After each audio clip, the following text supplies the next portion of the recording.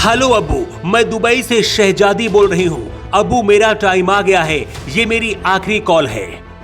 UP की शहजादी को Dubai की जेल में फांसी की सजा, आखिरी बार माँ बाप के पास आया फोन। शहजादी के गुनहगार उज्जैर को योगी देंगे सजा, बांदा से निकलकर दुबई तक कैसे पहुंची शहजादी।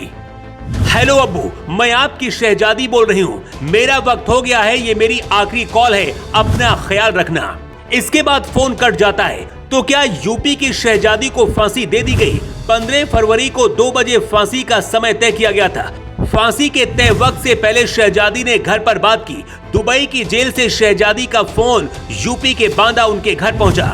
दुबई की जिस जेल में शहजादी बंद है, वहां कुछ अधिकारी पहुंचे थे और उन्होंने कहा कि आखिरी बार अपने घर वालों से या फिर अपने परिवार से बात कर लो। शहजादी यूपी से दुबई कैसे पहुंची और फांसी क्यों दी जा रही है? भारत सरकार शहजादी को क्यों नहीं बचा पा रही है? सारे सवालों के जवाब आपको बताते हैं। शहजादी बांदा जिले के गोयरा मुगली की रहने वाली है। बचपन में ही वो एक हादसे का शिकार हो गई थी।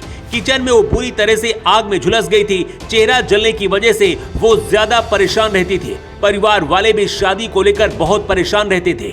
2020 में सोशल मीडिया के जरिए शहजादी की पहचान फेसबुक के जरिए उज्जैन से होती है। उज्जैन शहजादी से कहता है कि वो उसका इलाज करवा देगा। उज्जैन ने 2021 में इलाज कराने के लिए शहजादी को आगरा बुलाता है। आगरा पहुंचने पर शहजादी को लग्जरी लाइफ की सभी सुविधाएं देने का लालच दिया जाता है। इसके बाद उज्जैन शहजादी को अबू धाबी अपने रिश्तेदारों के यहाँ भेजता है और ये कहता है कि वहां तुम्हारा बेहतर इलाज होगा। अबू धाबी पहुंचकर शहजादी फैज नादिया नाम की एक महिला के बच्चे की देखभाल करने लगती है। शहजादी को लगा था कि वो कुछ पैसे कमाकर अपना इलाज कराने के बाद वापस अपने देश लौट जाएंगी, लेकिन अफसोस ऐसा नहीं हुआ। शहजादी को जब पता चलता है कि उसका सौदा कर दिया गया है, तो वो फिर से अपने देश लौटने की जिद करने लगती है। लेकिन फिर शहजादी को इस तरह से फंसाया जाता है कि वो कभी भारत नहीं लौट पाती हैं और दुबई की जेल में हमेशा के लिए उन्हें बंद कर दिया जाता है। अबू धाबी के एक शेख के घर में उसके 4 साल के बच्चे की देखभाल करने की जिम्मेदारी शहजादी पर थी। बच्चा बीमार रहता था। एक दिन बच्चे की मौत हो जाती है। इधर शहजादी भारत लौटने की जिद कर रही थी। ऐसे में बच्चे की मौत का आरोप शहजादी पर लगा दिया जाता है। अबू धाबी की कोर्ट ने जांच के बाद शहजादी को मौत की सजा सुनाई। 15 फरवरी को 2 बजे फांसी का समय तय किया गया था। शुक्रवार की रात 12 बजे शहजादी का दुबई की अबू धाबी जेल से फोन आया और बेटी फपक फपक कर रोने लगी। शहजादी ने अपने माता पिता को बताया कि कुछ अधिकारी यहाँ पर आए थे और बोले अब तुम्हारा वक्त पूरा हो गया है, तुम अपने घर या फिर परिवार वालों से आखिरी बार फोन पर बात कर सकती हो। इसके बाद तुम्हें आम बैरक से दूसरी बैरक में ले जाया जाएगा और सुबह फांसी दी जाएगी। अब सवाल ये है कि क्या शहजादी जिंदा है या फिर नहीं। अगर भारत से किसी को गलत तरीके से अवैध रूप से भारत से बाहर लेकर जाया जाता है, तो क्या भारत सरकार और विदेश मंत्रालय को दखल नहीं देना चाहिए? शहजादी की जगह अगर कोई भी वीआईपी फंसा होता तो सरकार अपनी पूरी ताकत लगा देती।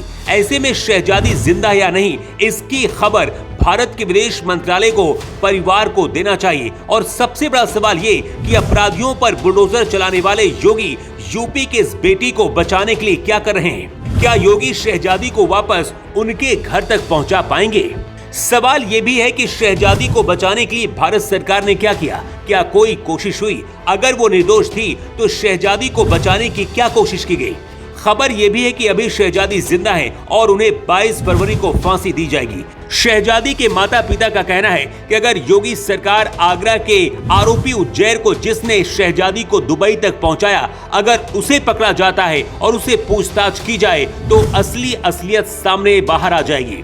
इसके साथ ही बेटी भी बच सकती है। शहजादी के माता पिता ने सरकार, प्रशासन और राष्ट्रपति मुर्मू से अपनी बेटी को बचाने के लिए गुहार लगाई है, लेकिन कोई मदद अभी तक नहीं मिली है। शहजादी के लिए पूरे देश में मांग उठ रही है और हर कोई यही कह रहा है कि योगी और मोदी को कुछ करना चाहिए और इस देश की बेटी को बचाना चाहिए।